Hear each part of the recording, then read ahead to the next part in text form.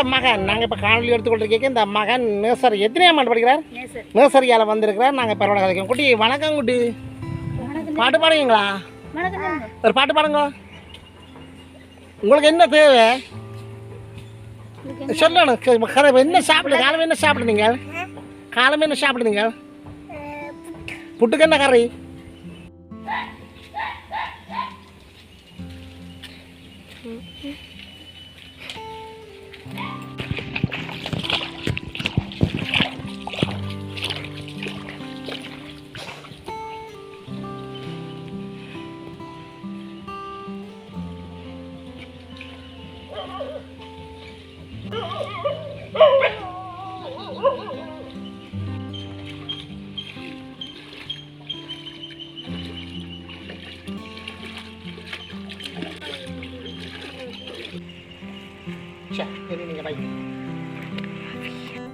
இந்த ஏழைகளுக்கு வழங்குகின்ற உதவி யாழ் மாவட்டத்தைச் சேர்ந்த என்னுடைய மகன் குயில்சாந்தின் பிறந்த நாளையொட்டி இந்த ஏழைகளுக்கு அரிசி பொதி வழங்கப்படுகின்றது. இது உலகெங்கும் ஓங்கி ஒலித்துக் கொண்டிருக்கிற கணேசன் குரலுக்காக நான் உங்கள் கணேஷ் கதைக்கிறேன். இந்த காணொலியை நீங்கள் முதல் தடவையாக பார்க்குறதாக இருந்தால் சப்ஸ்கிரைப் பண்ணுங்கள், ஷேர் பண்ணுங்கள், கமெண்ட்ஸ் பண்ணுங்கள், லைக் பண்ணுங்கள். உங்களுடைய கருத்துக்களை எமது காணொலிக்கு தவறாது எழுதுங்கள்.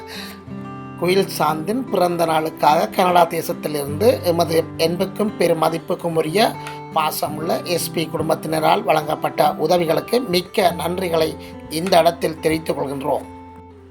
கனடா நாட்டைச் சேர்ந்த எஸ்பி அண்ணா அக்கா குடும்பத்தினரும் அவர்களுடைய பிள்ளைகளும் நீண்ட காலம் செல்வச் செழிப்போடும் மகிழ்ச்சியோடும் சென்றடமெல்லாம் பேரும் புகழும் பெற்று வாழ இறைவனை வேண்டி நிற்கின்றோம்.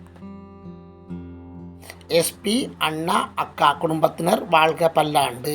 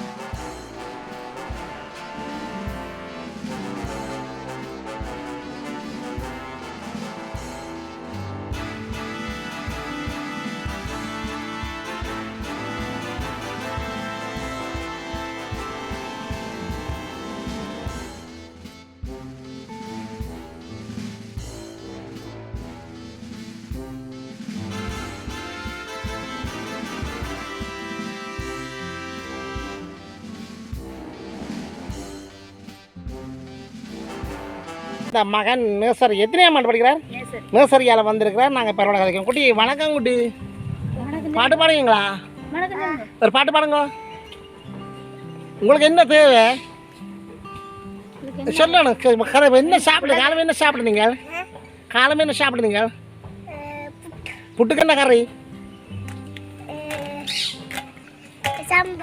சம்பல். இங்கே மேலாம் சமைச்சு தந்து தண்ணிக்கு வீட்டுக்கு.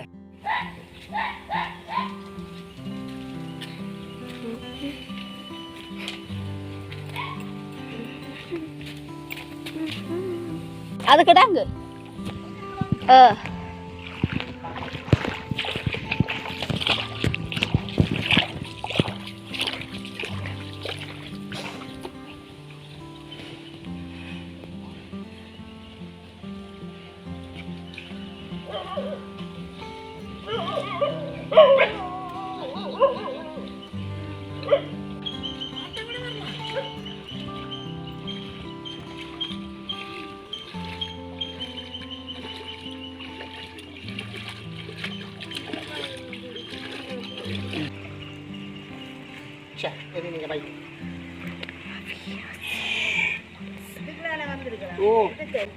இப்போ நாங்கள் எங்கே நிற்கிறோம்னு சொன்னால் இலங்கையில் உள்ள யாழ்ப்பாணத்தில் உள்ள யாழ்ப்பாணம் பிரதேச செயலர் பிரிவில் உள்ள அரியாலை என்ற கிராமத்தில் நிற்கிறோம். அரியாலையில் முள்ளி என்ற அந்த ஒரு குறிச்சியில் நிற்கிறோம். நாங்கள் இப்போ இன்னொரு குடும்பத்தை நாங்கள் சந்திக்க வந்திருக்கிறோம்.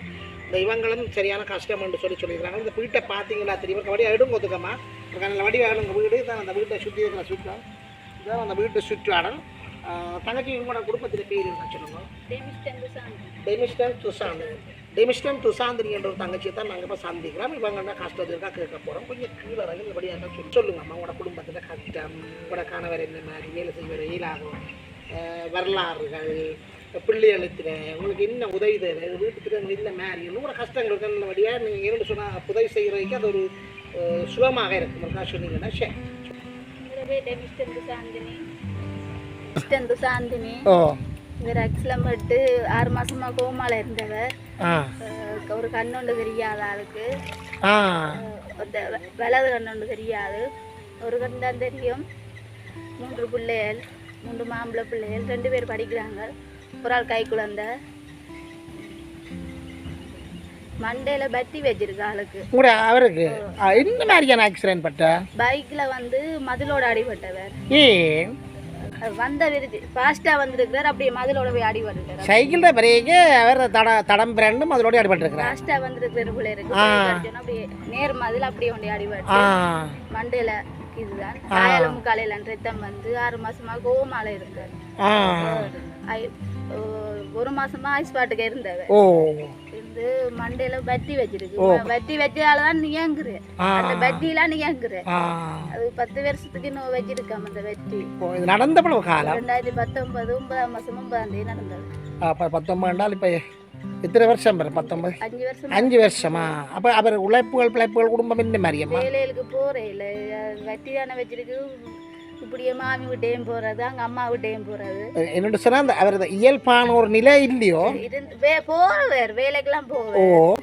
இருந்த பேரமான வேலையில போக மாட்டேன். சும்மா கூலி வேலைகளுக்கு போவார். பேரமான வேலையில செய்ய மாட்டேன்.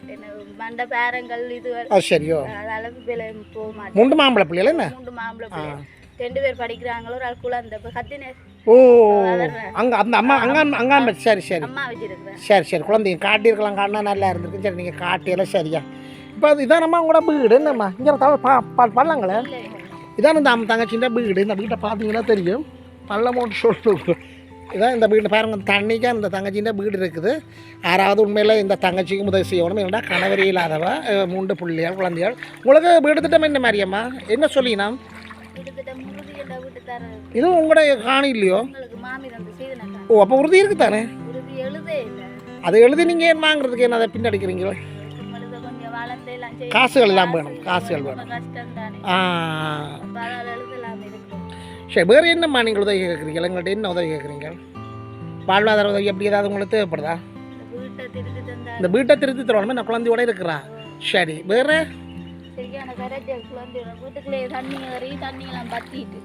இந்த வீட்டுக்கு தண்ணி ஏறுனா சரியான இருண்டு இதாக கிடக்கு. பாம்பு வந்துருந்ததா? இந்த வீட்டுக்கு பாம்பு இருந்ததுன்னு சொல்றா. நாங்களே சரியான இதோடான்னு வந்து உள்ளறோம். என்னோட தண்ணி சுற்றி இருந்தால் பாம்புக்கு இருக்க இடம் இல்லை. அது இதுக்காக வந்து இருக்கு. சரி, ஓகே.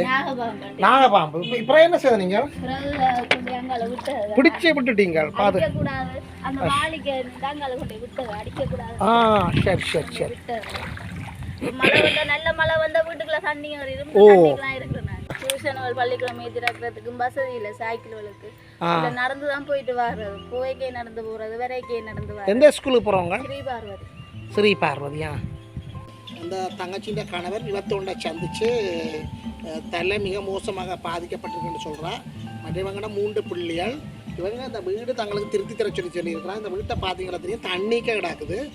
யாராவது இந்த தங்கச்சிக்கு இந்த குடும்பத்துக்கு உதவி செய்ய விரும்பும். உங்களோட குடும்ப பேர் சொன்னீங்களே நம்ம தான் டெமிஸ்டன் துசாந்தின்ற இந்த தங்கச்சிக்கு யாராவது உதவி செய்ய விரும்பினால் எனக்கு கூட செய்யலாம், உதவி செய்யலாம். இல்லை நேரடியாக நீங்கள் கேட்டால் அவங்களோட தொடர்பு இலக்கங்களை பெற்றுத்தரக்கூடிய மாதிரி இருக்கும். யாராவது நீங்கள் எங்களுக்கு உதவி செய்ய விரும்பினால் வாட்ஸ்அப் இலக்கம் 077 69 35 33 2 இலக்கத்தோட தொடர்பு கொண்டு உதவி செய்யுங்கள். இப்போ நாங்கள் இந்த காணொலியின் ஊடாக உங்களுக்கு நாங்கள் இந்த காணொலியை நீங்கள் பார்க்குறவங்க சப்ஸ்கிரைப் பண்ணுங்கள், ஷேர் பண்ணுங்கள், கமெண்ட்ஸ் பண்ணுங்கள், லைக் பண்ணுங்கள் கேட்டு இப்போ நாங்கள் காணொலியை முடிக்க போகிறோம். உண்மையில் சரியான கஷ்டப்பட்டவங்க இந்த காணொலியை நாங்கள் வெளியில் வருகிறோம். இந்த தங்கச்சி உடனடியாக உதவி கிடைக்கும் என்று நாங்கள் உறுதியாக சொல்ல மாட்டோம், கிடைக்காதுன்னு சொல்ல மாட்டோம். யாராவது உதவி செய்தால் அதை நாங்கள் விரைவில் கொண்டு சேர்ப்போம் என்று கேட்டுக்கொண்டு இந்த காணொலி விட விரும்புகிறோம். நன்றி, வணக்கம். சரி, ஓகே.